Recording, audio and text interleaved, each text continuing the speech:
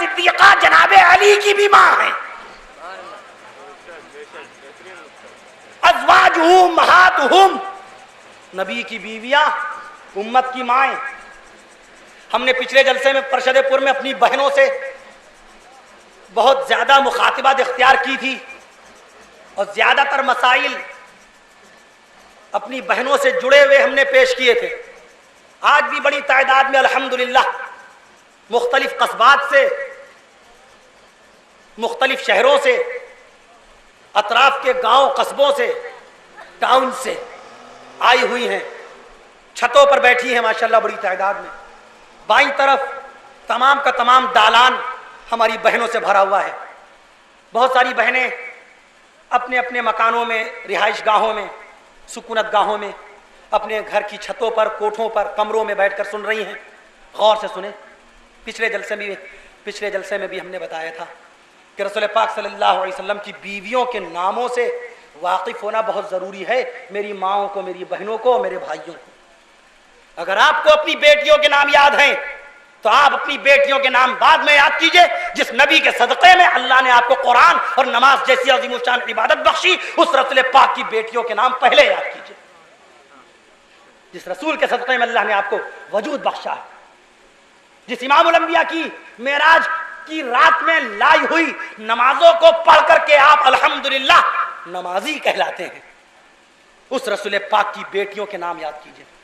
جس رسول پاک کے قلب پاک پر اترنے والے قرآن کو یاد کر کے آپ حافظ قرآن بنتے ہیں، اس رسول پاک کے بیٹوں کے نام پہلے یاد کیجئے.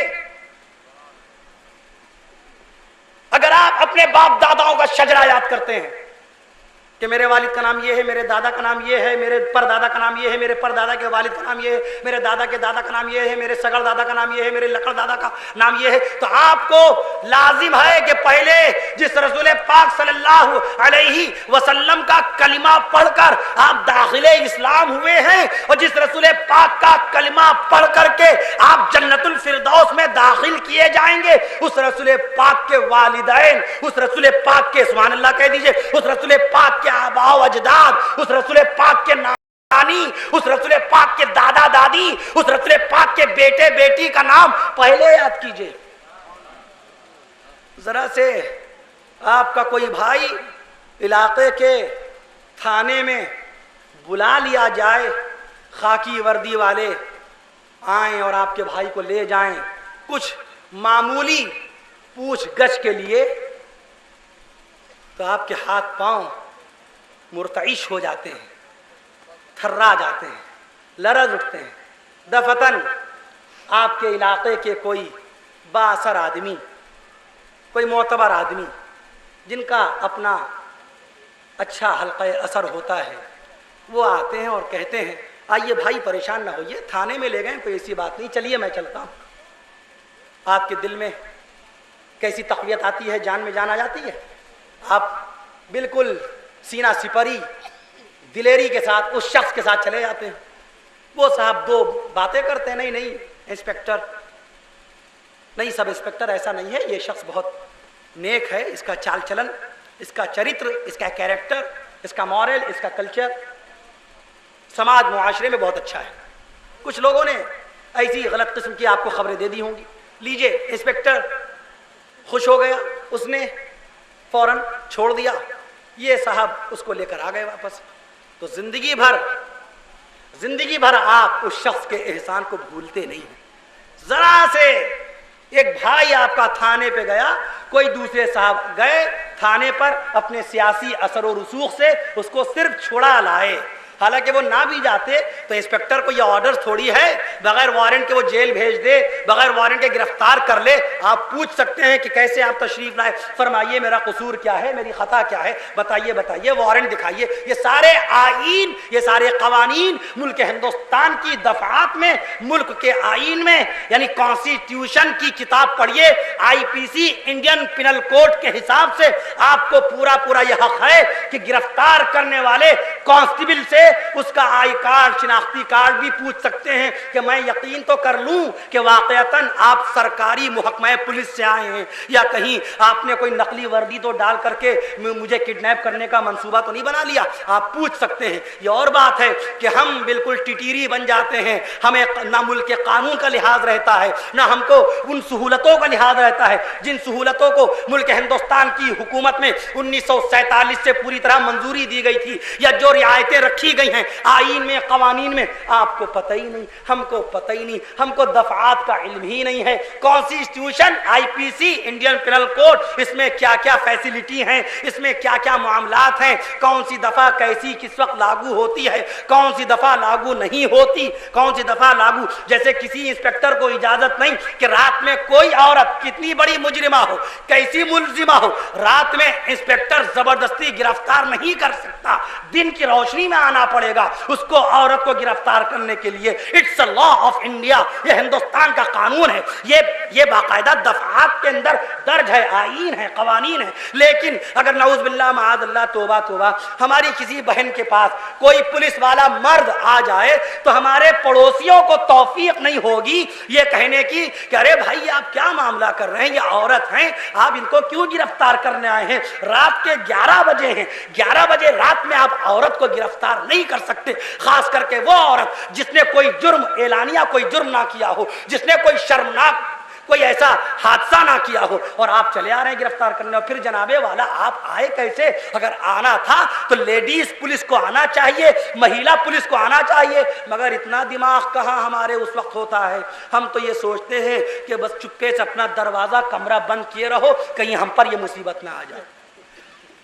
عمر فاروق اعظم ایسے مسلمانوں کی گردنیں کٹوا کر کے لکھنؤ کی گومتی میں ڈلوا دیتے, جس طرح بے گناہوں بے قصوروں کو بغیر کسی جرم کے, بغیر کسی الزام کے فرضی الزامات تیار کر کر کے, فرضی جرائم بنا بنا کر, ان کی چارج شیٹ تیار کر کر کے, کسی شاطر بدماش گنڈے کے اشارے پر یا کسی شراب پینے والے عیاش لیڈر کے اشارے پر بے قصور لوگوں کو لے جاتے ہیں, اور آپ میں ذرہ برابر کوئی ایسی ایمانی غیرت نہیں ہوتی کہ 15-20 آدمی کم سے کم اس کی وکالت میں کھڑے ہو جائیں. ہمت کیسے ہوتی ہے بغیر وارنٹ, بغیر کسی اتھارٹی کے, بغیر قانونی اجازت کے, اللیگل سرچ وارنٹ لے کر کے آتا, لے کے چلا جاتا ہے. میں پرسوں ابھی سپریم کورٹ ہی میں تھا, مشتاق احمد صاحب دہلی سپریم کورٹ کے مشہور معروف وکیل, ان سے گفتگو کر رہا تھا. میں عرض کر رہا تھا آپ سے, ایجوکیشن نہ ہونے کی وجہ سے آج ہمارے سینکڑوں بے گناہ بے قصور مسلمان بھائی نینی جیل کے اندر, تہاڑ جیل میں, دلی کی جیل میں, لکھنؤ کی جیل میں, فیض آباد کی جیل میں اور بنارس کی جیل میں سڑ رہے ہیں, اور آپ کو ذرہ برابر ان لوگوں کی پرواہ نہیں ہے. مولانا محمد زبیر صاحب قاسمی, کچھ پتا یہ کون ہیں؟ آج ان کو ٹاسک فورس کے آفیسرز لے گئے. دوسرے اور علماء کرام کبھی خیریت لینے چلے جائیے, چلیے انسان ہے, بشر ہے, غلطی ہو جاتی ہے, کبھی کسی کے ذہن میں کوئی چیز ہو گئی. ملک ہندوستان میں بڑے بڑے جرائم پیشہ, بڑے بڑے مجرم, بڑے بڑے گنڈے, بڑے بڑے بدماش, بڑے بڑے اوباش, بڑے بڑے گنڈے, ملک کے قانون کے ساتھ کھلواڑ کرنے والے پورے ملک میں کھلے بندوں دوڑ رہے ہیں. فرقہ پرست طاقتیں پورے ملک میں دندناتی ہوئی پرامن علاقوں میں فساد بھڑکانے کی کوششیں کر رہی ہیں. دیکھا پرسوں آپ نے بال ٹھاکرے کی بیوی مینا تائی, کون تھی بھیا, یہ کون تھی؟ جس کسی شخص نے ان کے چہرے پہ کالک پوتی, اس کو پکڑو, FIR درج کرواؤ, اس کو پکڑواؤ. ہم سب مسلمان ساتھ دیں گے کہ کسی مسلمان کو اجازت نہیں ہے کہ کسی بھی دھرم کی, کسی شخصیت کی توہین کرے, کسی مذہب کے کسی سدھانت کو گالی بک دے. اسلام تو خود ویرودھی ہے ایسے لوگوں کا. اسلام تو اجازت نہیں دیتا کہ تم کسی غیر کے دھرم کو گالی بکو. اسلام اجازت نہیں دیتا کہ تم کسی کے مذہب کو برا کہو، اسلام اجازت نہیں دیتا کہ تم یہودیوں کو گالی بکو۔ اسلام کٹر دشمن ہے ان مسلمانوں کا جو کھلے عام دوسرے کے مذہب کو گالیاں بکتے ہیں، وہ چاہے ہندو حضرات ہوں یا سکھ ہوں یا پارسی ہوں یا وردمان مہاویر کے ماننے والے جینی لوگ ہوں یا گوتم بدھ کے ماننے والے بدھسٹ لوگ ہوں یا تاؤازم کے ماننے والے چینی لوگ ہوں یا سورج کی پوجا کرنے والے شنٹو مذہب کے ماننے والے جاپانی ہوں یا ستاروں کی پوجا کرنے والے، ان چمکتے ہوئے ستاروں کی پوجا کرنے والا دنیا میں ایک طبقہ ہے، ان کے مذہب کا نام ہے مذہب سابی والصابئین۔ قرآن نے استعمال فرمایا پہلے سپارے میں 70ویں سپارے میں والصابئین کا لفظ آپ کو ملتا ہے، چاہے وہ آفتاب کی پوجا کرنے والے، سورج کی پوجا کرنے والے شماسی ہوں یا چاند کی پوجا کرنے والے ماہتابی ہوں یا ستاروں کی پوجا کرنے والے سابی ہوں۔ شریعت قطعی اس بات کی اجازت نہیں دیتی مسلمانوں کو، اسلام کے ماننے والوں کو، نہ رسول پاک صلی اللہ علیہ وسلم نے یہ اجازت بخشی ہے کہ تم کسی کے مذہب کو گالی بکو، یہ اجازت شریعت نے نہیں دی۔ قرآن نے صاف طور پر فرما دیا وَلَا تَسُبُّوا الَّذِينَ يَدْعُونَ مِن دُونِ اللَّهِ، خبردار برا مت کہو ان لوگوں کو جو اللہ کے علاوہ دوسرے لوگوں کو پکار رہے ہیں، جو اللہ کے سوا کسی اور کو پکارتے ہیں اپنی مدد کے لیے، یعنی اعلانیہ جو لوگ شرک کر رہے ہیں، اللہ کے سوا کسی اور کو اپنا رب سمجھ رہے ہیں، اللہ کے سوا کسی اور کو اپنا خدا مان رہے ہیں، اللہ کے سوا کسی اور کو بھی معبود سمجھ رہے ہیں، اللہ کے سوا کسی اور کو بھی سوچ رہے ہیں کہ ہاں یہ بھی ہم کو کبھی کبھی کھانا دے دیتا ہوگا، یہ دھرتی ماتا ہیں اور وہ باقاعدہ جو ہے آسمان سے ہمارے لیے اندر دیوتا فلاں چیز لے کے آتے ہیں۔ مکمل کھلا شرک، جو لوگ رام کو خدا مانتے ہیں، جو لوگ رام کو ایشور کہتے ہیں، ایک بات آپ سمجھ لیجئے کہ ایشور کون ہوتا ہے، رب کون ہوتا ہے، خدا کسے کہتے ہیں، اللہ کون ہے، اللہ کی پہچان کیا ہے، گاڈ کسے بولتے ہیں۔ یاد رکھیے جو اللہ ہوتا ہے وہ پیدا نہیں ہوتا، جو اللہ ہوتا ہے جو وہ پیدا نہیں ہوتا، اور جو پیدا ہوتا ہے وہ اللہ نہیں ہوتا، جو خدا ہوتا ہے وہ پیدا نہیں ہوتا، وہ مرتا نہیں ہے، اس کی بیوی نہیں ہوتی، اس کی اماں نہیں ہوتی اور اس کا انتقال کبھی نہیں ہوتا، اور جو پیدا ہوتا ہے اس کی اماں بھی ہوتی ہے، اس کے باپ بھی ہوتے ہیں اور اس کا انتقال بھی ہوتا ہے اور اس کے اچھے برے اعمال بھی ہوتے ہیں۔ جیسے کہ سب سے پہلی مرتبہ تلسی داس کی رامائن میں، پہلی مرتبہ کس دور میں لکھی گئی تلسی داس کی رامائن؟ ہندوستان میں مغل بادشاہ جناب محمد سلیم نور الدین جہانگیر، جلال الدین محمد اکبر مغل بادشاہ کے بیٹے نور الدین جہانگیر، 1584 جلال الدین محمد اکبر کا دور حکومت، آگرہ صدر مقام جلال الدین محمد اکبر کی بات کر رہا ہوں، سلطنت مغلیہ میں جلال الدین محمد اکبر کا جو دور حکومت ہے، جب آپ اس کو پڑھیں گے تو آپ کو نظر آئے گا کہ جلال الدین محمد اکبر نے اپنا صدر مقام، اپنی راجدھانی آگرہ مقرر کیا تھا۔ ان کے بہت سارے عقیدے بدل گئے تھے، بہت سارے خیالات انتہائی غیر شرعی ہو گئے تھے، بدعت زدہ ہو گئے تھے، چونکہ ان کی صحبتیں بھی اچھی نہیں تھیں۔ ابو الفضل فیضی، اسی طرح سے بیربل جن کا اصلی نام مہیش داس تھا، ذات کے بھاٹ تھے، بڑے غریب تھے۔ ابو الفضل فیضی نے بیربل کو اکبر کے دربار میں پہنچا دیا، وہاں سے ان کی زندگی بدل گئی۔ اس کے علاوہ دیگر اور افراد ان کے ساتھ، راجہ ٹوڈرمل وزیر خزانہ، جلال الدین محمد اکبر کے دور حکومت میں بنارس میں بہت سارے مندر بنائے گئے، کیونکہ وزیر خزانہ راجہ ٹوڈرمل تھے۔ مان سنگھ اکبر کی شاہی فوج کے سپہ سالار، رانی چندرما ان کی بیوی، یاد رکھیے اکبر کی بیوی کا نام جودھا بائی نہیں ہے۔ میں پورے ملک میں جہاں جہاں جاتا ہوں ان تمام تاریخ کے واقعات کا تنقیہ کرتا ہوں، کوشش کرتا ہوں کہ لوگوں کے سامنے صحیح بات آ جائے۔ میں اس بات سے قطعی متاثر نہیں ہوتا کہ اس بات کو لکھنے والے کون ہیں، ہم یہ دیکھتے ہیں ہمارے اکابر نے رات دن کی انتھک کوششوں سے تحقیقات کے دریا میں غوطے لگا کر، تاریخی واقعات کو چھان بین کر، جیسے مفتی انتظام اللہ شہابی، یہ مفتی بھی ہیں، عالم بھی ہیں، مورخ بھی ہیں، میں ان کی بات مانوں گا؟ میں ان لوگوں کی بات کیوں مانوں کہ جنہوں نے اپنے دماغ میں پہلے ہی سے ہندو مسلمانوں کو لڑانے کا نظریہ قائم رکھ کر کے اتہاس لکھا؟ جیسے یدوناتھ سرکار 3 جلدیں اورنگزیب پر لکھی،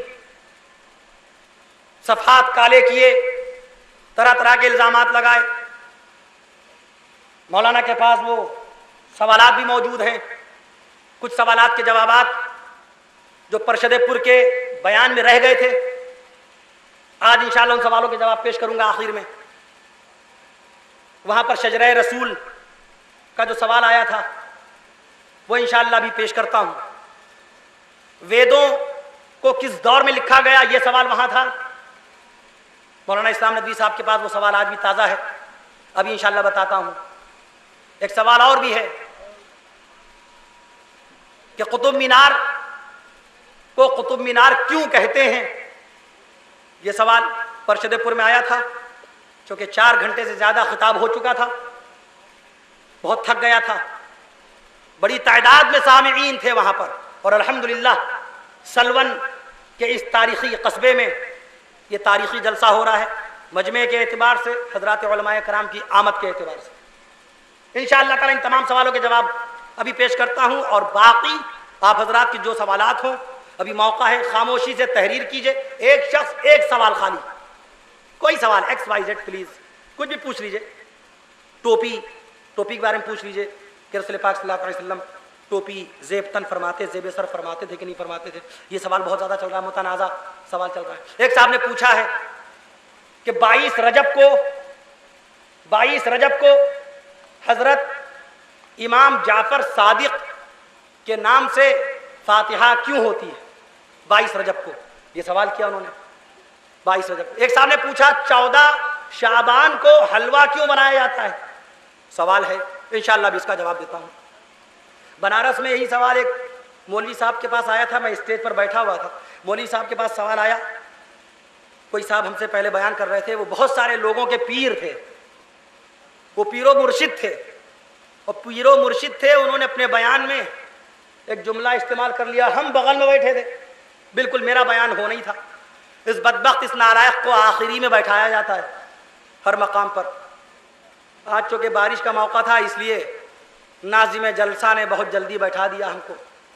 میں عرض کر رہا تھا، انہوں نے بیان میں کہہ دیا، اچھا انہوں نے اپنی حیات ہی میں اپنا ایک مقبرہ بھی بنوا لیا ہے کہ جب میرا پردہ ہو، میرا وصال ہو، تو ہمارا روضہ یہیں پر بنوایا جائے، ہماری قبر یہیں تیار کی جائے۔ بنارس میں بہت مشہور ہے، آپ جانتے ہوں گے۔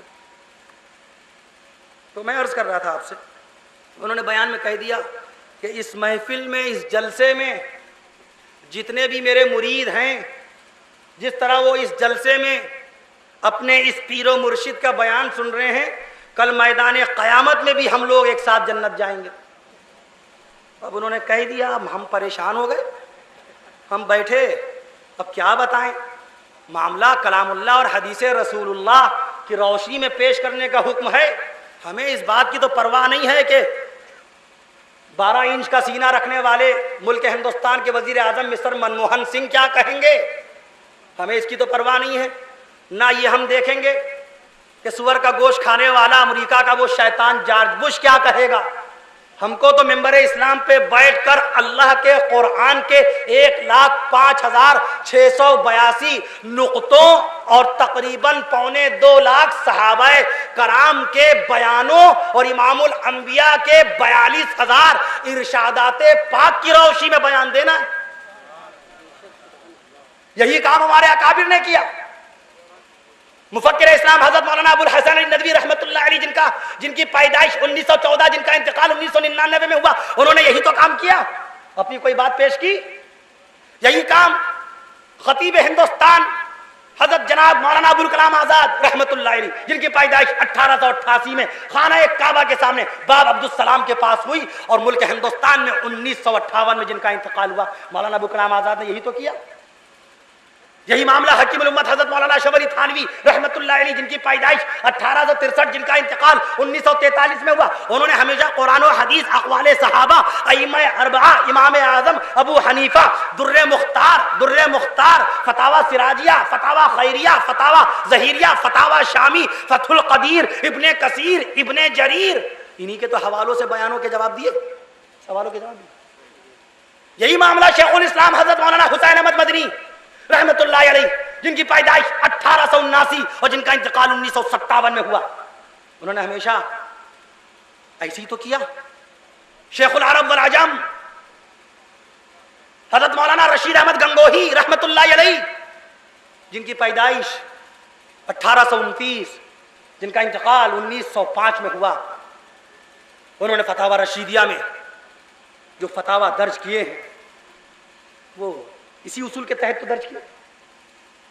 قوت حافظہ عجیب و غریب رکھنے والے علماء مصر، علماء عرب، علماء ہندوستان کو انگشت بدندہ کر دینے والے حضرت علامہ انور شاہ کشمیری رحمت اللہ علیہ، وہ ہمیشہ اسی طرز، اسی اصول، اسی ضابطے کے تحت سائل کے سوال کا جواب دیا قرآن و حدیث کی روشنی میں۔ حضرت مولانا محی السنہ، قامع البدعہ، داعی اسلام، مصلح قوم، بے نمازیوں کو نماز کی عظیم الشان دعوت دینے والے، سبحان اللہ کہہ دی، اللہ کی رضا کے لیے اللہ کی راہ میں اللہ کے بندوں کو 1926 میں 6 نفر پر مشتمل پہلی جماعت لے کر نکالنے والے، سمجھ گئے کون؟ علامہ انور شاہ کشمیری رحمت اللہ علیہ کے کلاس فیلو شیخ الہند مولانا محمود حسن رحمت اللہ علیہ کہ جن کا انتقال 1920 میں ہوا، ان کے شاگرد رشید، سمجھ گئے کون؟ حضرت مولانا محمد یوسف رحمت اللہ علیہ جن کا انتقال 1965 میں ہوا، ان کے والد ماجد، اب سمجھ گئے؟ حضرت مولانا محمد یحییٰ رحمت اللہ علیہ کے چھوٹے بھائی، اب سمجھ گئے؟ حضرت مولانا محمد اسماعیل رحمت اللہ علیہ کے لائق اور فائق بیٹے، میری مراد ہے حضرت مولانا محمد الیاس رحمت اللہ علیہ سے، کہ جنہوں نے فاقہ کشی کی ہے اللہ کے دین کے لیے، اللہ کی رضا کے لیے، جو بھوکے پیٹ رہ رہ کر گاؤں گاؤں قصبے قصبے جاتے تھے، گالیاں سنی مولانا الیاس نے، پتھر کھائے ہیں مولانا الیاس نے، مکے کے مار کھانے والے صحابہ کرام کو اگر ملک ہندوستان میں 1926 میں کسی نے زندہ کیا ہے تو وہ ذات ہے جناب مولانا محمد الیاس رحمت اللہ علیہ کی۔ آج نوجوان مسجد کی طرف بھاگا جا رہا ہے، اس کا ثواب رب کے جاہ جلال کی قسم حضرت مولانا محمد الیاس کو پہنچ رہا ہے۔ اگر کوئی بندہ اللہ کی راہ کے لیے 40 دن لگا رہا ہے، اس کا ثواب مولانا الیاس کو پہنچ رہا ہے۔ اگر کوئی بندہ ہندوستان سے لے کر امریکہ تک، امریکہ سے لے کر کینیڈا تک، کینیڈا سے لے کر افریقہ تک کے دینی سفر کرتا ہے تو اس کا ثواب مولانا محمد الیاس رحمت اللہ علیہ کو جا رہا ہے، جن کا انتقال 1944 میں ہوا تھا۔ انہوں نے بھی سوالوں کے جواب اسی طرز پر دیے کہ اللہ کا قرآن کیا کہتا ہے، رسول پاک کی حدیث میں کیا ہے، صحابہ کرام نے کیا جواب دیا تھا، یا چاروں اماموں میں سے حضرت امام اعظم ابو حنیفہ رحمت اللہ علیہ، امام شافعی رحمت اللہ علیہ، امام احمد ابن حنبل رحمت اللہ علیہ، امام مالک رحمت اللہ علیہ، انہوں نے کیا جواب دیا، اسی طرز پر۔ اس لیے سوال علمی ہو اور بے علمی بھی ہو تب بھی کوئی بات نہیں، سوال سوال ہے۔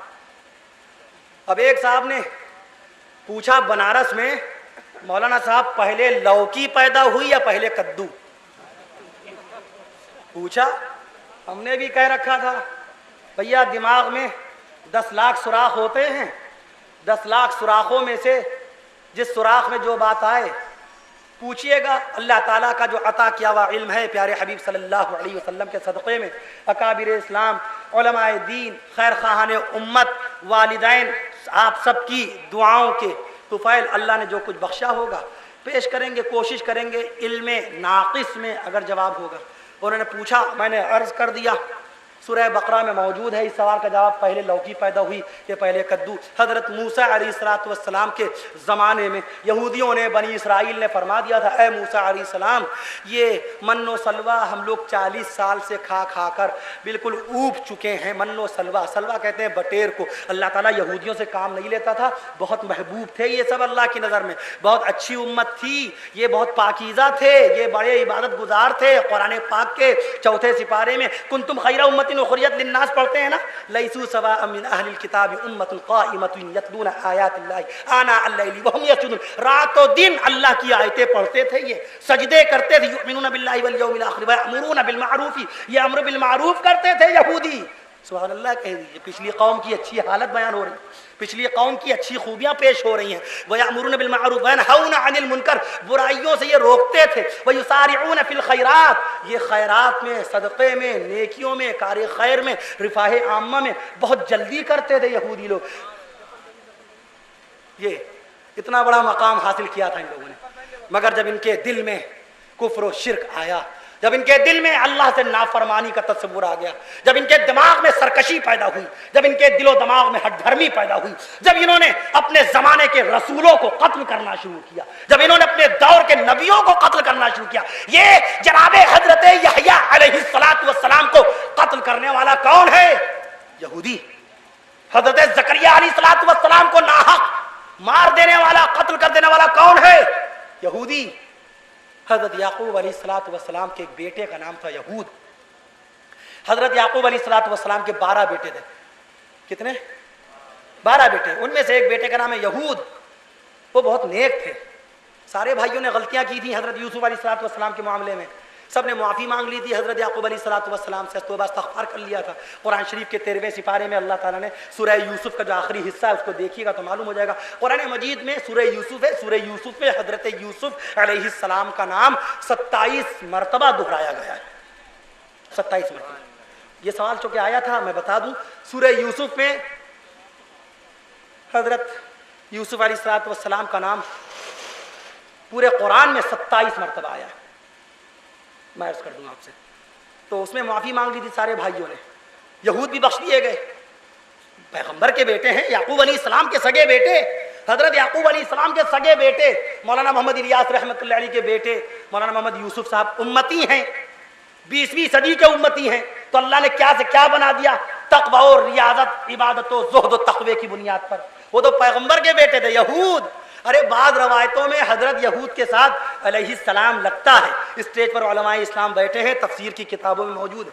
حضرت یہود علیہ السلام, بعض علماء کرام اس طرف بھی گئے ہیں کہ اللہ تعالیٰ نے حضرت یعقوب علیہ السلام کی اولادوں میں حضرت یوسف علیہ السلام کو پیغمبری بخشی اور جناب حضرت یہود علیہ السلام کو پیغمبری بخشی. ان کے نام کے ساتھ علیہ السلام لگتا ہے. ایک گروہ ہے علماء اسلام کا جو حضرت یہود کے آگے علیہ السلام لگاتا ہے. وہ بہت نیک تھے, بڑے عبادت گزار, پرہیزگار. ان کی جو اولادیں ہوئیں وہ بڑی نافرمان نکلی, بڑی سرکش, بڑی سرتاب, انتہائی نافرمان, متمرد, تمرد ان کے دماغ میں تھا. الفاظ نہیں ہیں. وَيَقْتُلُونَ النَّبِيِّينَ بِغَيْرِ الْحَقِّ, یہ ایسے ظالم نکلے. حضرت یہود کے بیٹے یہودی جن کو ہم اور آپ کہتے ہیں, یہ یہود قابل لعنت ہیں, یہ یہود لعین و ملعون ہیں. یہی یہود دنیا کے 263 ملکوں میں فساد برپا کرنے کے لیے, دنگا بھڑکانے منصوبے بناتے ہیں. انہی یہودیوں نے قرآن پاک کے خلاف جرمنی میں 72 سال سازش پہ سازش چلائی ہے. انہی یہودیوں نے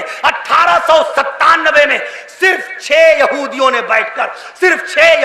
بیٹھ کر پوری دنیا کے اسلامی ملکوں کی طاقت کو پاش پاش کرنے کا شڑینتر رچا تھا. انہی ظالم یہودیوں نے جناب شاہ فیصل رحمت اللہ علیہ کی شہادت کا منصوبہ بنایا تھا. انہی ظالم یہودیوں نے پوری دنیا میں بدامنی پھیلا رکھی ہے. انہی ظالم یہودیوں نے امریکہ کے اوپر مکمل طور سے بمباری کروائی. انہی لوگوں کا باقاعدہ طور پہ عمل دخل تھا اور بے گناہ بے قصور مسلمانوں پر انہوں نے جھوٹا الزام عائد کر دیا. میں آپ سے عرض کر دوں 1929 میں پہلا دہشت گردانہ حملہ ہوا تھا امریکہ کے اندر شیئر مارکیٹ کے اوپر. 1929 میں, آج سے 78 سال پہلے امریکہ پر پہلا دہشت گردانہ حملہ. آتنکوادی مسلمانوں کو بتاتا ہے وہ امریکہ, مسلمان مسلمانوں کو دہشت گرد بتاتا ہے. ارے میرا قرآن امن و سلامتی کی بات کرتا ہے. میرے رسول پاک اس زمین پر امن، آشتی، شانتی، سکون و عافیت کے لیے ہمارے رسول پاک نے صحابہ کرام کو باقاعدہ پورا سبق سنایا. اور صحابہ نے اپنے شاگردوں کو، ان کے شاگردوں نے اپنے شاگردوں کو، تمام کے تمام علماء کرام آج اپنے ماننے والوں کو، محبت کرنے والے لوگوں کو، جلسے میں بیٹھنے والے لوگوں کو یہی بتایا جاتا ہے، اے لوگوں، کہیں پر اگر کوئی شر پسند عناصر، کوئی سامپردائک تتو اگر فساد بھڑکائیں، دنگا اٹھائیں یا زمین کے اوپر کسی قسم کی الجھنیں پیدا کریں، تنازع پیدا کریں، دو گروپوں میں اور دو دھڑوں کے بیچ میں، دو پکشوں کے بیچ میں اگر کسی قسم کا زہریلا بیج بوئیں، اے مسلمانوں، تم دونوں پکشوں کے بیچ میں جا کر اللہ کے قرآن اور رسول پاک کے فرمان کی روشنی میں عدل و انصاف کا فیصلہ سنا دینا. یہ انصاف، یہ عدل کی باتیں، یہ پاکیزہ فیصلہ قرآن کا ہے، اللہ کا ہے، اس کے رسول صلی اللہ علیہ وسلم کا ہے. مسلمان مفسر ہو سکتا ہے، نمازی ہو سکتا ہے، دہشت گرد نہیں ہو سکتا. اگر مسلمان دہشت گرد ہے تو وہ مسلمان نہیں ہے. توجہ، مسلمان کہیں پر اگر فساد بھڑکا رہا ہے، اس ملک کی حکومت کفیل اشرف کو بلائے، میرے ہاتھ میں تلوار تھمائے، میں اس مسلمان دہشت گرد کی گردن اس طرح کاٹوں گا، کوشش کروں گا کہ میں ایسی گردن کاٹوں جس سے عمر فاروق اعظم رضی اللہ عنہ کی روح خوش ہو اٹھے. اسی تخت دہلی پر اورنگزیب اگر قرآن کے خلاف حکومت کرتے تو وقت کے علماء اسلام اورنگزیب کی حکومت کے مفتیان دین اورنگزیب کی گردن کاٹنے کا فتویٰ دے ڈالتے. اسلام صرف مسلمانوں کی حمایت نہیں کرتا، اسلام طرفدار نہیں ہے. اسلام نے، یہ اسلام کی دین ہے کہ بیٹا اگر قتل کر دے تو ابا کی گواہی نہیں سنی جائے گی، بیٹا اگر قتل کر دے تو اماں کی گواہی قبول نہیں کی جائے گی. آج ہندوستان کا کانسٹیٹیوشن اس میں بھی یہی ہے کہ قاتل کا اگر چشمدید گواہ کوئی نہیں ہے تو اس کے گھر والوں سے گواہی طلب نہیں کی جائے گی، ماں باپ سے گواہی نہیں لی جائے گی. قاتل بیٹے کے لیے اماں ابا تو اپنے بیٹے کو بچا ہی لیں گے، ان کے بھائیوں سے گواہی نہیں لی جائے گی، بھائی کی گواہی معتبر نہیں ہوتی، چونکہ بھائی تو بھائی کو بچانے کی کوشش کرے گا، جھوٹ بول دے گا. 1480 سال پہلے سب سے پہلی مرتبہ عدل و انصاف کا یہ قانون نافذ کرنے والا زمین پر صرف اور صرف اسلام تھا. اسلام نے یہ آواز لگائی پوری دنیا میں، اے انسانوں کے قتل کرنے والے، اے زمین پر عورتوں کی عزت و آبرو کو لوٹنے والے، اے لوگوں کے گھروں میں سین لگانے والے، معصوم بچوں کو تلواروں کی دھار پر ریت دینے والے، اگر تو نے قتل کر دیا ہے تو تیری ماں اور تیرے باپ تیری حمایت میں گواہی نہیں دے سکتے. یہ اسلام کی آواز تھی. اسلام نے عدل و انصاف کو زمین پر پھیلایا ہوا. اقسطوا، انصاف سے بات کرنا، عدل سے کام لینا. یا ایھا الذین آمنوا کونوا قوامین بالقسط شہداء للہ. اللہ نے قرآن میں مسلمانوں کا آواز لگائی. شنآن قوم علی الا تعدلوا، کسی قوم کا انتقام تم کو اتنا جوشیلا نہ کر دے کہ تم حد سے گزر جاؤ. ہے کوئی مائیکل آل یہودیوں کی مذہبی کتابیں اٹھا کر دکھائے گا مجھے ایسا قانون، ایسا عدل و انصاف؟ وہ اسلام کہ جس نے زمین پر انسانیت کی فلاح و بہبود کے لیے، جس نے یہودیوں، عیسائیوں، ہندوؤں، مسلمانوں، سکھوں، پارسیوں، جینیوں، بدھسٹوں، سابیوں، چینیوں، جاپانیوں، یونانیوں، زمین کے اوپر 1017 مذاہب کے ماننے والے ہیں. اس زمین پر 1017 دھرموں کے ماننے والے ہیں. اس زمین پر 1017 مذہب ہیں اس وقت، اور ایک ایک مذہب کے ماننے والے کی جان کی حفاظت کے لیے اسلام نے، قرآن نے یہ قانون بنایا ہے. ان النفس بالنفس والعین بالعین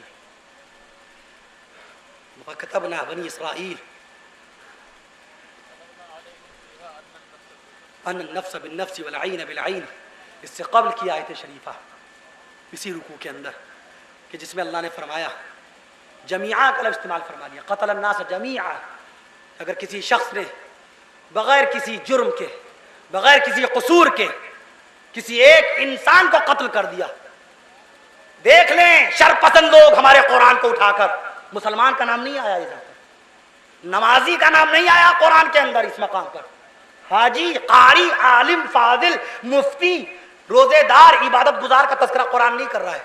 الناس، الناس it's a pure Arabic word, خالص عربی زبان کا لفظ ہے جس میں تمام انسان شامل ہوتے ہیں۔ قرآن نے آواز لگائی کہ اگر کسی ایک مسلمان نے کسی دوسرے انسان کا قتل کر دیا بغیر کسی جرم، بغیر کسی قصور کے، تو گویا کہ اس نے دنیا کے تمام انسانوں کا قتل کر دیا۔ یہ وہ دعویٰ ہے جس کی بنیاد پر اگر کوئی یہودیوں کی توریت میں اس طرح کا قانون دکھا دے، میں یہودی ہونے کے لیے تیار ہوں۔ رامائن مہا بھارت میں منشیتا، مانوتا کی سرکشا کے لیے اگر ایسا کوئی قانون ہے تو میں ابھی بن جاؤں گا ہندو۔ کوئی دکھائے قرآن کے اس قانون کے برابر۔ قرآن نے بتایا ایک انسان کا قتل پوری دنیا انسانیت کا قتل ہے، ایک بے گناہ انسان کا قتل تمام انسانوں کا قتل ہے۔ یہ ہمارے قرآن نے اتنی زبردست بات کہی تھی آج سے 1436 مدینہ منورہ میں آیت شریفہ نازل ہوئی تھی، 1436 سال پہلے۔ اس طرح کی انسانیت کی بقا، منشیتا کی سرکشا اور انسانیت کی حفاظت کی بات، زمین پر جرائم کو ختم کرنے کا قانون اس طرح کا اگر کسی اور دھرم کی کتاب میں ہو، اللہ کے واسطے دنیا کے تمام سیویلائز، دنیا کے تمام تھنکر، تمام فلاسفر، تمام پریسیڈنٹس، تمام وزیر اعظم، تمام پریسیڈنٹ کے علاوہ تمام پرائم منسٹرز، تمام چیف منسٹرز، تمام رائٹرز، تمام تھنکرز، تمام فلاسفرز، تمام ٹیچرز، تمام ہسٹورین، تمام ریسرچ اسکالر پڑھ ڈالے کسی دھرم کی کتاب میں ایسا سوتر، ایسی عدل و انصاف پر مبنی تعلیم انسانیت لا کر دکھا دیں، میں اسی وقت اس دھرم کو قبول کر لوں گا۔ میں وعدہ کر رہا ہوں آپ سے، کوئی قرآن کی طرح لا کر دکھا دے، لا پائے گا کوئی؟ بھیا لائیں گے کہاں سے؟ الگ سے تو کچھ بنا لیں گے، بنا نہیں پائیں گے۔ اگر وہ توریت کی لائیں گے تو توریت ہم بھی جانتے ہیں کہ مجھے معلوم ہے توریت میں آیت ہے ہی نہیں۔ انجیل سے لائیں گے، ہمارے سامنے 67 انجیلیں ہیں، بائبل، متیو کی انجیل، برناباس کی انجیل، یوحنا کی انجیل، بیپٹسٹ کی انجیل، 67 انجیلیں میرے سامنے۔ وہ کون سی انجیل سے بنا کر کے لائیں گے؟ قرآن کی آیت کا جواب دیں گے۔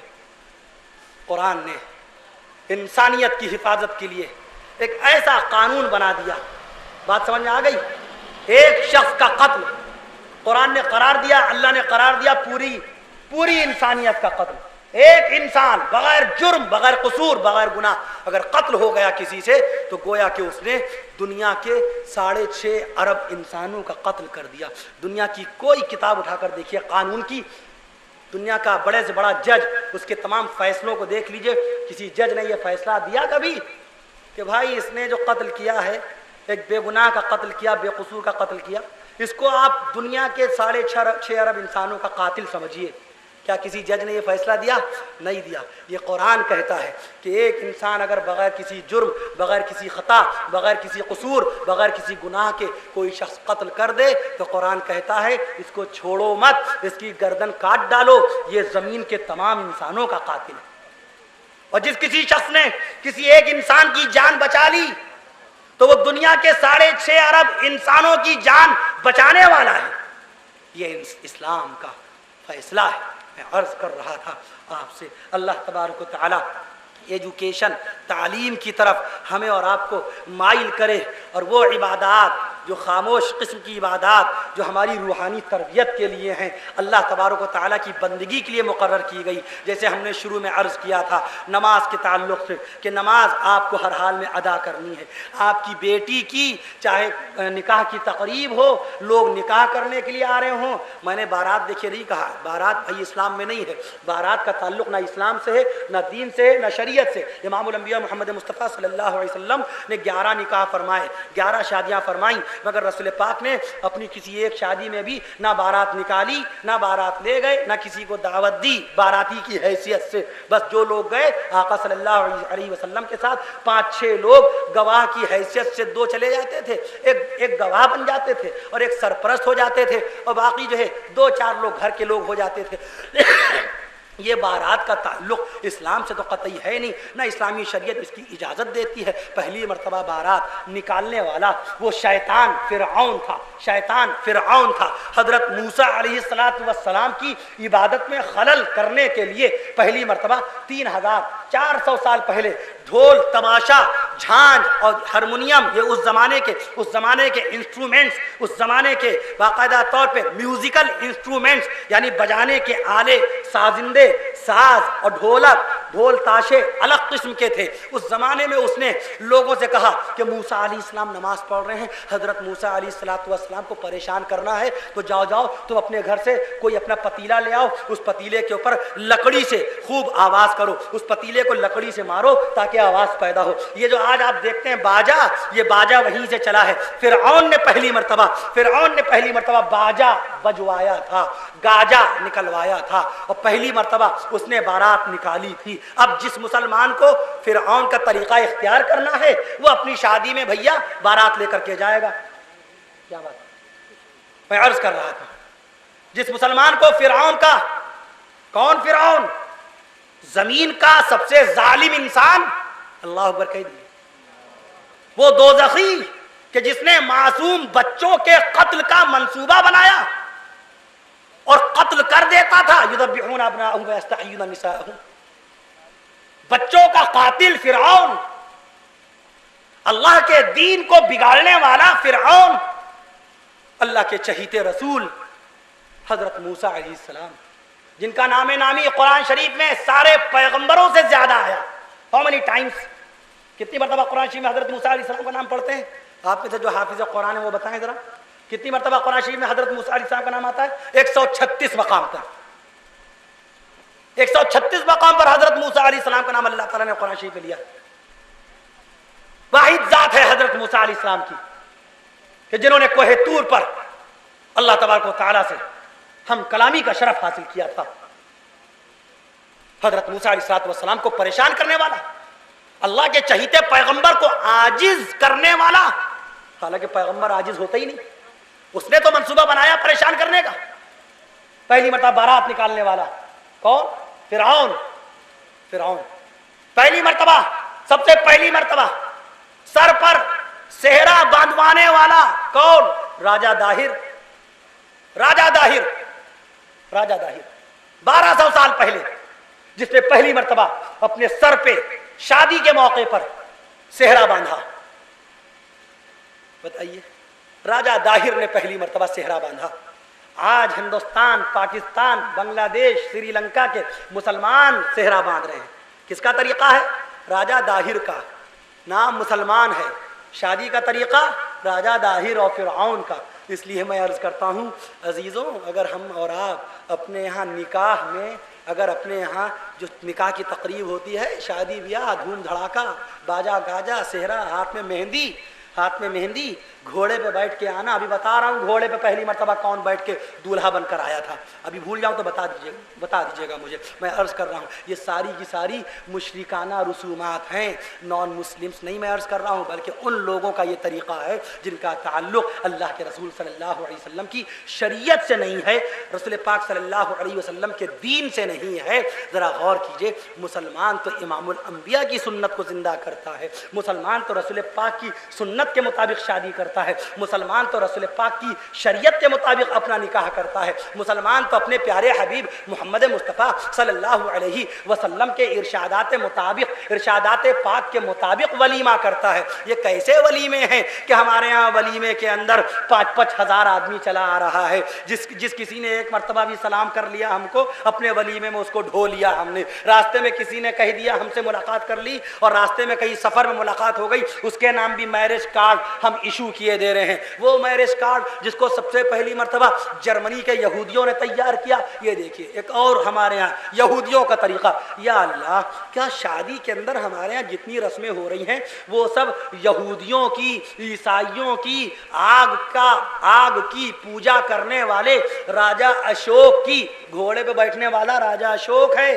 پہلی مرتبہ گھوڑے پہ بیٹھنے والا. یہ آج ہندوستان کا اور رائے بریلی کا دولہا اور پرشدے پور کا ہاتھ میں مہندی لگا کر نکلنے والا دولہا اور اس سلون کے اندر گھوڑے پہ بیٹھنے والا دولہا، اس کو پتہ نہیں رہتا ہے کہ پہلی مرتبہ گھوڑے پہ بیٹھا کون؟ پہلی مرتبہ راجا اشوک گھوڑے پہ بیٹھا تھا دولہا بن کر کے. تو لہٰذا یہ راجا اشوک کی سنت ہے. توبہ توبہ استغفر اللہ. مسلمان اور راجا اشوک کی سنت، ارے مسلمان تو امام الانبیاء کی سنت پر جان دیتا ہے، رسول پاک کی سنت پر اپنا سب کچھ قربان کرتا ہے. شادی کرتا ہے تو رسول پاک کی سنت کے مطابق، ولیمہ کرے گا تو رسول پاک کی سنت کے مطابق. سنت اگر ہے، اللہ رب العالمین نے زمین پر قابل عمل طریقہ اگر بتایا ہے تو پیارے حبیب محمد مصطفیٰ صلی اللہ علیہ وسلم کا ہے. اور آقا کے بعد صحابہ کرام کی سنتیں ہم پر نافذ کی گئی ہیں. لیکن کسی آگ کی پوجا کرنے والے، کسی خدائی کا دعویٰ کرنے والے فرعون کی سنت کے اوپر عمل کرنے کا حکم نہیں ہے. جس کسی شخص نے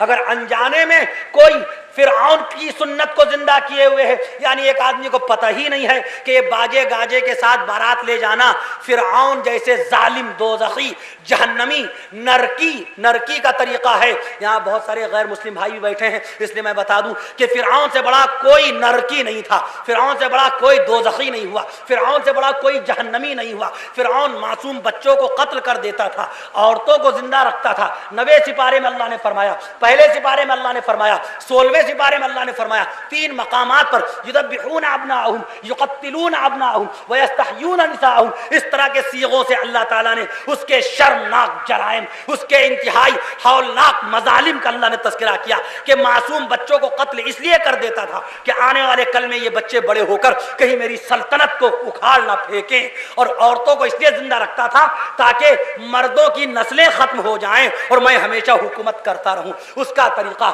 باجا گاجا نکالنے کا طریقہ اسی کا ہے. اب اگر ایک مسلمان کو پتہ ہی نہیں ہے کہ بارات سب سے پہلی مرتبہ کس نے نکالی، تو اللہ تعالیٰ رحیم و کریم ہے، معاف کرنے والا ہے کہ بھائی اس گاؤں میں کبھی کوئی عالم دین نہیں گئے، کبھی کوئی بیان نہیں ہوا، یا وہاں پر ہمارے بھائی دین کی دعوت لے کر نہیں پہنچے، یا پہنچے تو تھے مگر وہ صاحب کبھی جماعت کی محفل میں بیٹھے نہیں، کبھی انہوں نے جماعت والوں کی بات سنی بھی نہیں، جس سے ان کو کم سے کم یہی پتہ چل جاتا جب جماعت والے بھائی بتاتے کہ دیکھو بارات جب تم لے جانا، بارات نام کی کوئی چیز نہیں ہے، یہ بارات عربی زبان کا لفظ بھی نہیں ہے، یہ اردو میں بارات ہے، اردو کا لفظ بارات ہے.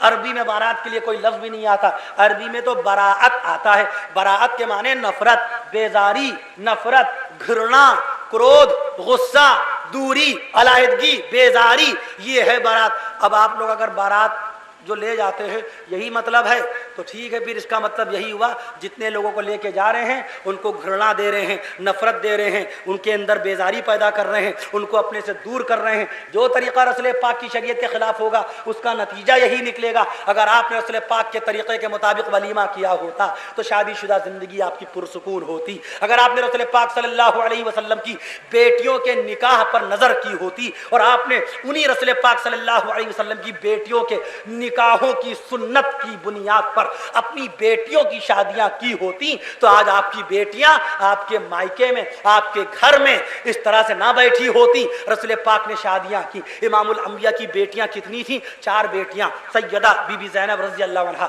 رسول پاک کی بڑی بیٹی، سیدہ بی بی رقیہ رضی اللہ عنہا رسول پاک کی دوسری بیٹی، سیدہ بی بی ام کلثوم رضی اللہ عنہا رسول پاک کی تیسری بیٹی، سیدہ بی بی فاطمہ الزہرا خاتون جنت رضی اللہ عنہا رسول پاک کی چوتھی بیٹی. آپ بتائیے امام الانبیاء کی 4 بیٹیوں میں سے کون سی بیٹی کنواری گھر میں بیٹھی رہی؟ رسول پاک نے پھر دیکھا، پھر بس کو دیکھا، میں اس کا پھر اتہاس بتانے لگوں گا. میں عرض کر رہا تھا BUS بس یہ انگلش ورڈ نہیں ہے، فرانس کا ادھار لیا ہوا لفظ ہے. انگریزی زبان بہت کنجوس، بہت چھوٹی زبان ہے، انگریزی زبان کے پاس زیادہ الفاظ نہیں ہے. BUS بس یہ انگریزی لفظ نہیں ہے، فرینچ ورڈ ہے. جیسے SUN سن، سن مانے سورج، it's not it's not English word, یہ انگلش ورڈ نہیں ہے, دیر از نو انگلش ورڈ, یہ انگریزی لفظ نہیں ہے, یہ بھی فرینچ ورڈ ہے. میں عرض کر رہا تھا, دیکھا موضوع بدل جاتا ہے, آپ ادھر دیکھنے لگے بس کی طرف, میں بھی بتا دوں گا آپ کو. پھر میں عرض کر رہا تھا, اللہ کے رسول صلی اللہ تعالیٰ علیہ وسلم نے کسی ایک بیٹی کو گھر میں بیٹھائے رکھا, آقا صلی اللہ علیہ وسلم نے سب کے نکاح فرمائے کہ نہیں؟ امام الانبیاء محمد مصطفیٰ صلی اللہ علیہ وسلم نے اپنی سب سے بڑی بیٹی سیدہ بی بی زینب رضی اللہ عنہا کا نکاح جناب حضرت ابو العاص ابن ربیع رضی اللہ عنہ سے کر دیا تھا کہ نہیں؟ رسول پاک صلی اللہ علیہ وسلم کے سب سے پہلے داماد ہونے کا شرف حضرت ابو العاص ابن ربیع رضی اللہ عنہ کو حاصل ہے. رسول پاک صلی اللہ تعالی علیہ وسلم کے دوسرے داماد ہونے کا اعزاز حضرت عثمان غنی رضی اللہ عنہ کو حاصل ہے. حضرت علی رضی اللہ عنہ سب سے چھوٹے داماد تھے, کیونکہ حضرت علی رسول پاک کی سب سے چھوٹی بیٹی کے شوہر تھے. بی بی فاطمہ کے شوہر تھے نا حضرت علی, تو سب سے چھوٹے داماد تھے, سب سے آخری داماد, سب سے چھوٹے داماد. حضرت ابو العاص سب سے بڑے داماد, سب سے پہلے داماد. یہ شادیاں کر کے جو آپ اپنی دولت کے نشے میں جہاں دیکھا داماد نے کچھ تیزی دکھائی, مالدار سسر, بیوی بڑی مالدار, سسر بہت مالدار, 5 لاکھ کا جہیز دے دیا. اب لڑکی کے ابا سوچنے لگے میں نے 5 لاکھ روپے کا جہیز دیا ہے اس کو, اور ساتھ میں اسکارپیو بولیرو وہ بھی دی ہے اس کو کاروبار کے لیے. یہ کم بخت میرا غلام بن کر اگر نہیں رہے گا تو میں ایک لمحے میں اپنی بیٹی کو بلا لوں گا. یہی سوچتا آدمی, امیر آدمی یہ سوچتا اپنی دولت کے زوم میں, اپنی دولت کے نشے میں, کہ میں نے جب 5 لاکھ روپے کا جہیز دیا اپنی بیٹی کو تو میرے داماد کو چاہیے کہ وہ یس مین بن کر رہے, وہ میرا غلام بن کے رہے. کیوں بن کر رہے؟ کس نے کہا آپ کو کہ 5 لاکھ کا جہیز دیجئے؟ امام الانبیاء محمد مصطفیٰ صلی اللہ علیہ وسلم نے اپنی بیٹیوں کو جہیز کتنے روپے کا دیا تھا؟ امام الانبیاء محمد مصطفیٰ صلی اللہ علیہ وسلم اگر جہیز دینے پہ آتے, یہ مت کہیے کہ دولت نہیں تھی, بے شک دولت نہیں تھی امام الانبیاء کے پاس اس وقت, جس وقت بڑی بیٹی زینب, دوسری بیٹی رقیہ, تیسری بیٹی ام کلثوم, چوتھی بیٹی فاطمہ کی شادیاں کی. امام الانبیاء فاقے سے رہتے تھے, فاقے سے, پیٹ پہ پتھر باندھ باندھ کر رہتے تھے. جہیز کہاں سے لاتے آقا؟ لیکن اگر سچ بتائیے, اپنا داہنا ہاتھ اپنے قلب پر رکھیے, اپنے قلب پہ رکھیے, خانہ کعبہ کی طرف رخ کر کے کھڑے ہو جائیے. پیارے نبی صلی اللہ علیہ وسلم کا ایک ارشاد پاک ہے کہ پیغمبر جو دعا کرتا ہے اللہ سے تو اللہ پیغمبر کی دعا رد نہیں کرتا. اگر امام الانبیاء اللہ کی بارگاہ میں کھڑے ہو کر دعا کر دیتے کہ اے اللہ آج میری بڑی بیٹی زینب کا نکاح ہے, ابو العاص آج میرے گھر پہ آ رہے ہیں, اے اللہ آج میری دوسری بیٹی رقیہ کا نکاح ہے, عثمان میرے چہیتے صحابی وہ تشریف لا رہے ہیں نکاح کے لیے, اے اللہ میرے پاس 5 آدمیوں کو کھلانے کا نہ ناشتہ, نہ پانی, نہ کھانا, اے اللہ تو اسی وقت جنت کے کھانے بھیج دے میری بیٹیوں کے نکاح میں. اگر یہ دعا امام الانبیاء محمد مصطفیٰ صلی اللہ علیہ وسلم مکہ معظمہ میں خانہ کعبہ کے سامنے کھڑے ہو کر اللہ تعالیٰ سے کر دیتے تو بتائیے کہ اللہ تبارک و تعالیٰ اپنے محبوب رسول عربی صلی اللہ علیہ وسلم کی اس دعا کو قبول فرما کر جنت الفردوس سے خوان کے خوان دنیا میں بھیج نہ دیتا؟ نہ بھیجتا؟ اے اللہ آج فاطمہ کی شادی ہے, جنت کی حوروں سے کہہ دے کہ میری فاطمہ کا جنت کے اندر رخصتی کا جوڑا تیار کر دیں, تو کیا اللہ اپنے محبوب کی دعا قبول نہ کرتا؟ مگر کیا امام الانبیاء نے یہ دعا کی؟ کیا اللہ سے کہا؟ کیا اللہ سے مانگا وہاں پر؟ اگر اللہ کے رسول دعا کر کے جہیز مانگ لیتے اپنی بیٹیوں کے لیے, جنت کا جہیز, تو اللہ تو فوراً دے دیتا. مگر یہ امت کہاں سے دیتی جنت الفردوس کا جہیز؟ اس لیے رسول پاک نے ایسی کوئی دعا نہیں کی، نہ جہیز دیا، نہ جہیز کی دعا کی، نہ 200 آدمیوں کا کھانا پکایا، نہ 2000 آدمیوں کے لیے ولیمہ تیار کیا۔ نکاح میں، ولیمے میں ان سب چیزوں کی ضرورت نہیں پیش آتی۔ اصلی ولیمہ اسلام کا آئینہ لگائیے، قرآن کی دوربین سے دیکھیے، مکہ شریف میں رسول پاک صلی اللہ علیہ وسلم کے دین کا چشمہ پہن کر مدینہ منورہ میں دیکھیے کہ رسول پاک کے صحابہ شادیاں کر کیسے رہے ہیں۔ بعض شادی میں صحابہ کرام رسول پاک کو نہیں بلاتے تھے۔ اللہ اکبر کہہ دیجئے ذرا۔ آج تو ہم ایک سے ایک سہراب خاں اور ترم خاں اور پتہ نہیں کیسے کیسے خاں، افغانستان کے براتی اور دبئی کے براتی اور جاپان کے براتی اور سعودی عرب سے بھیا کا انتظار ہو رہا ہے، 4 سال سے بھیا آئیں گے تب شادی ہوگی۔ ابا دبئی گئے ہیں، جب تک ابا نہیں آئیں گے نکاح کیسے ہوگا؟ ماموں آ جائیں، کیونکہ ماموں کے بغیر اگر ہم کر لیں گے اپنا ولیمہ، ماموں قطر میں بیٹھے ہیں اور ماموں کے بغیر اگر ولیمہ کر لیا زندگی بھر ماموں بخشیں گے نہیں۔ ایسی کی تیسی ماموں کی جو جن کے بغیر نکاح نہیں ہو رہا، ماموں نہیں بخشیں گے۔ بخشنے والی ذات اللہ کی، بخشنے والی ذات اللہ کی۔ اور کہہ رہا جب تک اگر ماموں کو ہم نے نہیں بلایا، ماموں قطر گئے ہیں، ماموں کے بغیر اگر ولیمہ کر لیا تو ماموں وہیں سے فون پہ فون کر کے ہمارا ولیمہ حرام کر دیں گے اور زندگی بھر ہم سے بات نہیں کریں گے، موت میت چھوٹ جائے گا۔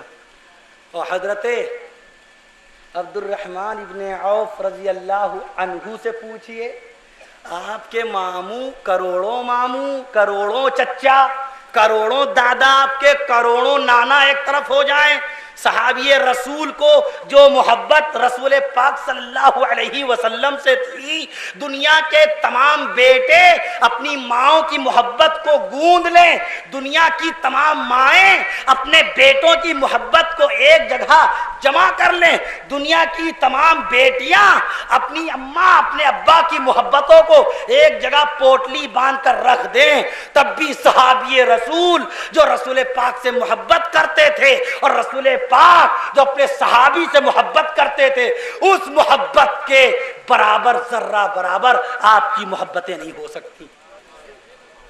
اس کے باوجود عبد الرحمن ابن عوف رضی اللہ عنہ تشریف لے آئے، آقا کے پاس بیٹھے، رسول پاک کو خوشبو محسوس ہوئی کہ حضرت عبد الرحمن ابن عوف کے بدن سے مشک کی خوشبو یا ایک دوسرا عطر ہے اس کی خوشبو باقاعدہ محسوس ہو رہی ہے۔ آقا نے فرمایا، اے عبد الرحمن کیا بات ہے، بڑی اچھی خوشبو آ رہی ہے تمہاری قمیض سے، تمہارے کرتے سے، تمہارے لباس سے۔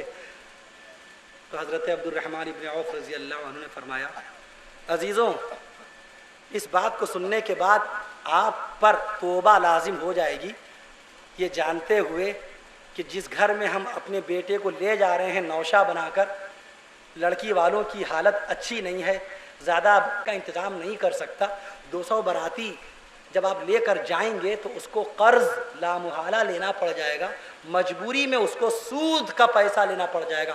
میں ایک ایسے ابھی خاندان سے گزرا ہوں کہ جس نے اپنی شادی اپنے ولیمے میں باقاعدہ پیسہ استعمال کیا ہے، قرض لے کر پورا ولیمہ ہوا ہے۔ یہ ہماری بدقسمتی، ہمیں اس کا علم نہیں، ہم ہی نکاح پڑھا رہے ہیں۔ حضرت مولانا محمد اسلم صاحب ندوی مرحوم مغفور انتقال ابھی ہوا ہے، ایران، فرانس، امریکہ میں جن کے اسلامی مقالات پڑھے جاتے تھے۔ حضرت مولانا سید رابع حسن ندوی دامت برکاتہم ناظم ندوۃ العلماء لکھنؤ، ان کے شاگرد رشید حضرت مولانا ابو الحسن علی ندوی رحمۃ اللہ علیہ کے شاگرد رشید، حضرت علامہ عبد الماجد دریابادی رحمۃ اللہ علیہ کے صحبت یافتہ، حضرت مولانا قاری محمد طیب صاحب رحمۃ اللہ علیہ کے بیانات سے پہلے فرائض نظامت انجام دینے والے مولانا محمد اسلم صاحب ندوی، جن کا آبائی وطن کانپور تھا، 35 سال سے بھیونڈی میں بغرض معاش مقیم تھے، کاروباری پر۔ ایک غریب شخص سے نکاح کر دیا، ہم سے پوچھا، میں نے عرض کیا بڑا نیک شخص ہے، جوتے چپل بیچنے والا، وہ نیک انسان، حلال کی روزی دیکھ لی۔ انہوں نے فوراً راضی ہو گئے وہ اور نکاح اس ناچیز سے پڑھوا دیا. وہ شخص ایسا اتنا پریشان کہ اس نے اپنے نکاح اپنے ولیمے میں اتنا قرض لے لیا, تقریباً 45,000 روپے قرض.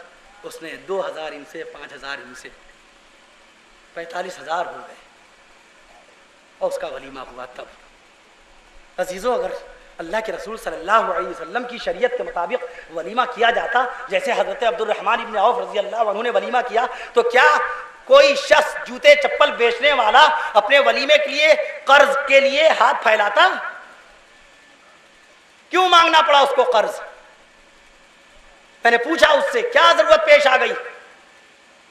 ہم کہتے حضرت مولانا مرحوم سے ہم کہتے اور حضرت مولانا نے تو کہہ دیا ناچیز پر بات ڈال دی کہ جتنا 5-10 افراد ہم لوگ آ جائیں گے, بس 5-10 افراد. وہ خود فرما رہے تھے سنت کے مطابق کیجئے. ہم نے بھی یہ شرط لگا دی تھی کہ خبردار اگر 25 سے زائد افراد ہو جائیں گے میں شرکت کروں گا نہیں. یہ میں نے عرض کر دیا تھا کانپور کی سرزمین پر, اور علماء کرام بھی تشریف فرما تھے, مقامی علماء قاسمی علماء کانپور کے. لیکن ان کو یہ نہیں پتا کہ شخص کی یہ حالت ہے. اللہ کے رسول صلی اللہ علیہ وسلم کے ابھی آپ نے بیان مختصر سا بیان سنا تھا. کیا سنا تھا آپ نے؟ امام الانبیاء محمد مصطفیٰ صلی اللہ علیہ وسلم کے طریقے میں اللہ رب العالمین نے اسوہ رکھا ہے, نمونہ رکھا ہے. پیارے نبی کی شادیاں امت کے لیے اسوہ ہیں, نمونہ ہیں. پیارے نبی کے ولیمے امت کے لیے نمونہ ہیں, قابل تقلید, قابل نقل ہے, قابل اتباع ہے. یہ آج بڑے بڑے ولیمے, اس کے اندر کولڈ ڈرنک, یہ تھمس اپ, یہ کولڈ ڈرنک, یہ پیپسی, یہودیوں کی بنائی ہوئی, دنیا کے 41 ملکوں کے اندر چلنے والی یہ تھمس اپ, یہ کوکو کولا, دنیا کے 44 ملکوں کے اندر یہودیوں کا بنایا ہوا پے جل, سافٹ واٹر, کولڈ ڈرنک, یہ منرل واٹرز, یہ تمام کے تمام یہ جو آپ دیکھتے ہیں کالونیز, یہ کالونیز کس کی دین ہے؟ انہی جیوس کی, سیہونی یہودیوں کی, کہ خوبصورت خوبصورت کالونی بناؤ, مسجد کا نام و نشان نہیں, مدرسوں کا نام و نشان نہیں. کالونی میں کوئی مسجد کا نام نہیں لے گا, کوئی مدرسے کا نام نہیں لے گا, کوئی دارالفتہ نہیں بنائے گا. کسی کو اگر شرعی فتویٰ لینے کی ضرورت پیش آئے گی تو اس کو جو ہے فتویٰ لینے کے لیے کوئی مدرسہ نہیں ملے گا. جائے لکھنؤ, آئے رائے بریلی, آئے کہیں پر جا کر کے کسی مدرسے میں فتویٰ لے. یہ کالونیز اسی لیے بنائی جاتی ہیں تاکہ آپ مسجدوں سے دور ہو جائیں, مدرسوں سے دور ہو جائیں. آپ کی اسلامی تعلیمات کا سلسلہ جو چل رہا ہے پوری دنیا میں آج مدارس اسلامیہ کی برکتیں نظر آ رہی ہیں. عزیزوں یہ مدارس اسلامیہ کی برکتیں ہیں جو آج آپ کے سروں پر ٹوپیاں, آپ کے چہرے پر داڑیاں, آپ کی پیشانی پر نماز کے نشانات نظر آ رہے ہیں. یہ وہی علماء اسلام ہیں کہ جنہوں نے 1857 سے 100 سال پہلے 1757 میں ظالم انگریزوں کے خلاف اعلان جہاد کیا تھا, اور ہندوستان کو جو غلامی میں جکڑا ہوا تھا اس غلام ہندوستان کو آزاد کرانے کے لیے علماء ہندوستان, شاہ عبدالعزیز محدث دہلوی رحمت اللہ علیہ نے فتویٰ دیا تھا جہاد کا ان ظالم انگریزوں کے خلاف کہ انہوں نے ہمارے ہندوستان پر ناجائز قبضہ کر رکھا ہے, ہماری مسجدوں کو یہ روند رہے ہیں, ہماری مسجدوں کی بے حرمتی کر رہے ہیں, علماء اسلام کو ڈھونڈ ڈھونڈ کر یہ ناحق قتل کر رہے ہیں. 1820 سے لے کر 1825 تک خالی 5 سال کے مختصر سے عرصے میں ان ظالم فرنگیوں نے, ان ظالم دہشت گرد انگریزوں نے آج پوری دنیا میں وہی دیکھ لیجیے برٹشرز کا ٹونی بلیر پتہ نہیں کیوں کس دشمنی کی بنیاد پر اس شیطان امریکہ کا بمباری کے معاملے میں ساتھ دیتا ہے. افغانستان کے اوپر جب بمباری ہوتی ہے امریکہ کی تو اس میں برطانیہ کی فوج بھی باقاعدہ طور پر بمبار میں شامل رہتی ہے. عراق کو جب برباد کرتا ہے وہ شیطان امریکہ تو یہ بے ایمان برطانیہ, اس برطانیہ کو پتہ نہیں ہے کہ اسلام کے ماننے والوں نے انہی عیسائیوں کے ساتھ کتنا بہترین سلوک کیا تھا.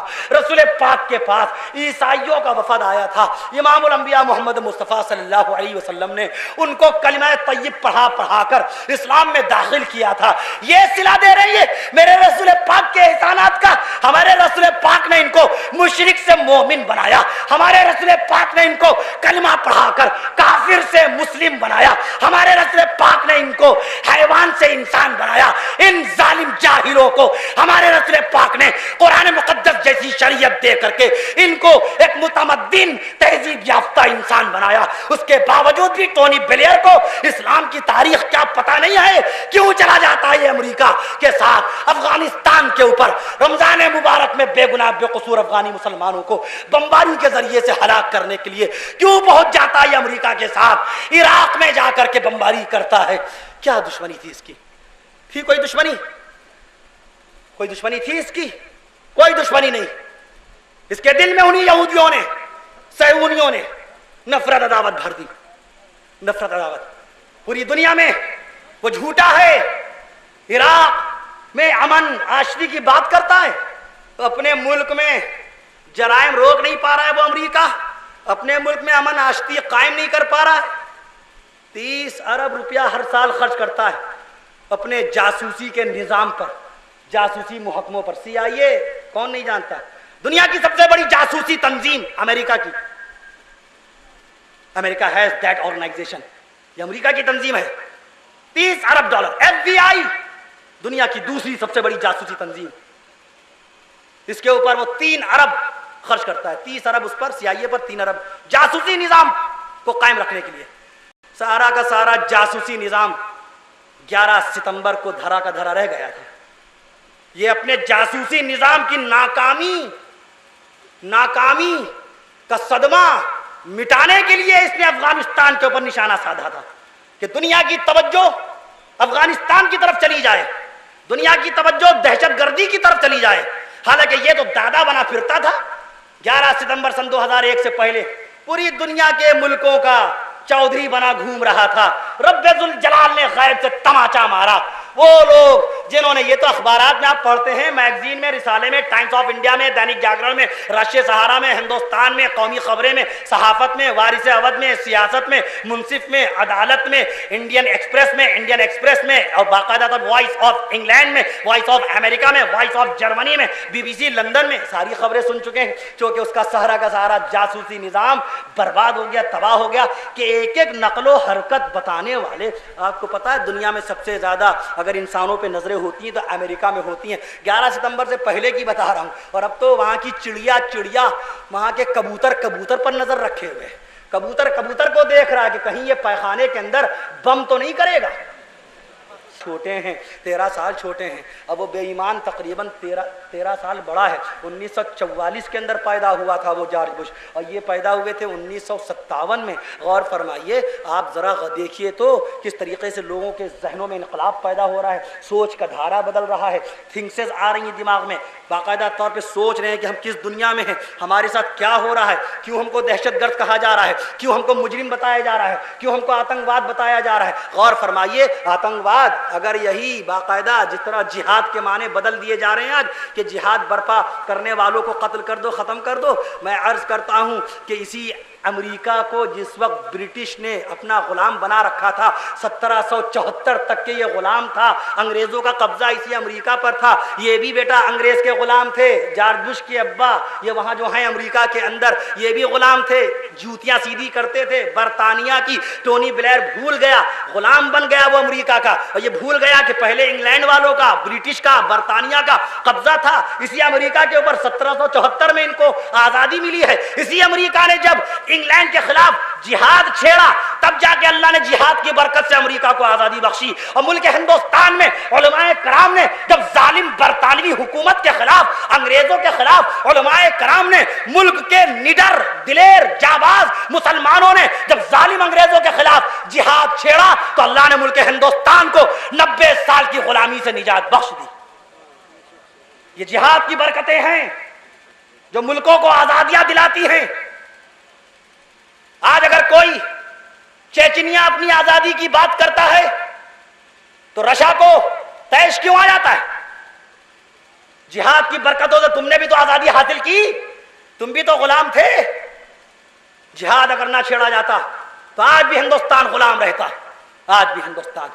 میں عرض کر رہا تھا 1820 سے 1825 کے درمیان صرف 5 سال میں مدرسے کے فارغ شدہ علماء اسلام جن کے سر پر دستار فضیلت بندھی ہوئی تھی، جن کے سینے میں قرآن مقدس کے 86,700 الفاظ جلوہ گر تھے، ان 5 سالوں میں 25,000 علماء کرام، جس میں حافظ قرآن مفتی اسلام تھے، صرف 5 سالوں میں 25,000 علماء کرام کو ظالم انگریزوں نے جامع مسجد سے لے کر مسجد فتح پوری تک درخت سے لٹکا کر کے پھانسی دی۔ بھول جاتی ہے حکومت، بھول جاتے ہیں حکام، مسلمانوں کی خدمتوں کو فراموش کر دیا جاتا ہے۔ ہندوستان کی آزادی کے لیے سب سے پہلی مرتبہ جہاد کا بگل بجایا تھا سراج الدولہ نے 1757 میں پلاسی کے میدان بنگال میں۔ ہندوستان کی آزادی کے لیے پہلا محاذ قائم کیا تھا جناب مولانا عظیم اللہ بہاری نے، بہار کے اندر مولانا شریعت اللہ بنگالی نے محاذ باندھ دیا تھا انگریزوں کے خلاف بنگال میں۔ حضرت مولانا عبداللہ فیروز پوری نے پنجاب کو سنبھال لیا تھا۔ اہل لکھنؤ نے لکھنؤ کے اندر باقاعدہ مورچہ سنبھال لیا تھا۔ کانپور کے اندر ایک جنرل عظیم اللہ تھے شیر علی نے الہ آباد جیل کے اندر انگریزوں کے ایک بہت بڑے افسر کو گولی ماری تھی۔ مسکراتے ہوئے انہوں نے پھانسی کے پھندے کو اپنے گلے میں ڈال لیا تھا۔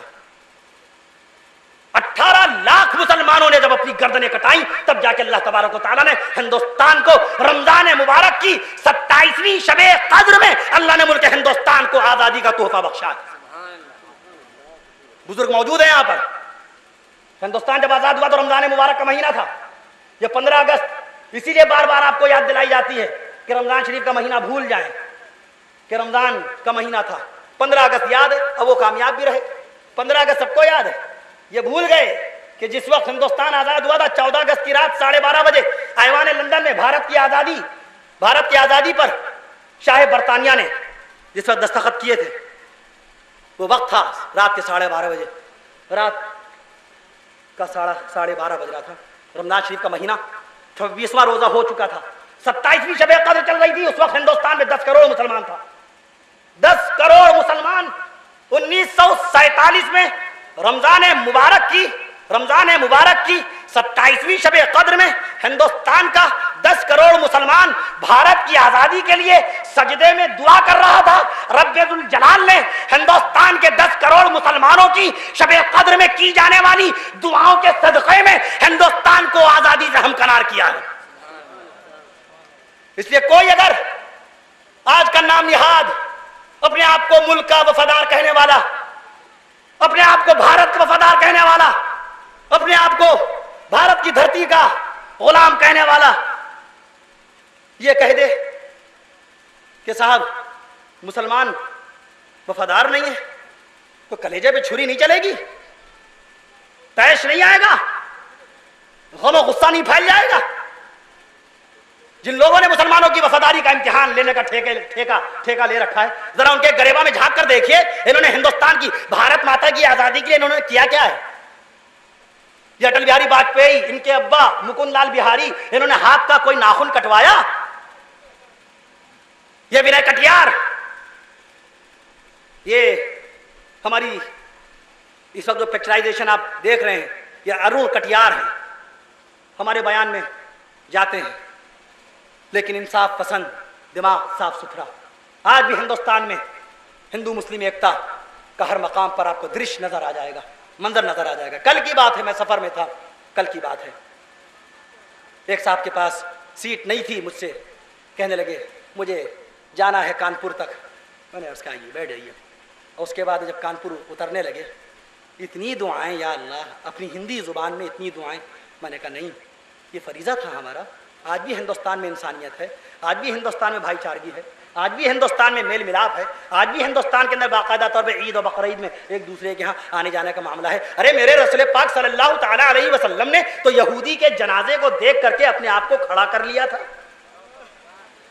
انسان کی، اسلام کی بنیادی تعلیم یہاں یہ پیش کیا کیجئے۔